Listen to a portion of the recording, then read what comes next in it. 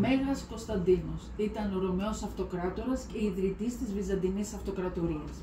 Ξεκινώντας για μάχη του φανερώθηκε στον ουρανό το σημάδι του Σταυρού και γραμμένο το «Εν τούτω νίκα».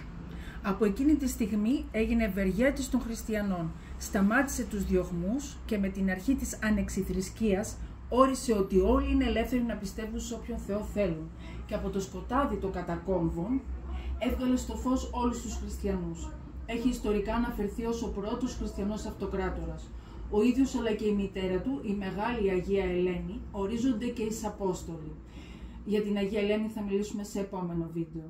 Εικόνες των Αγίων Κωνσταντίνου και Ελένης, καθώς και πολλών άλλων Αγίων, θα βρείτε στο φυσικό μας κατάστημα Εγνατία 42 και στην ηλεκτρονική μας διεύθυνση monastirιακά@e-shop.gr και στο τηλέφωνο 2310 54 87 31.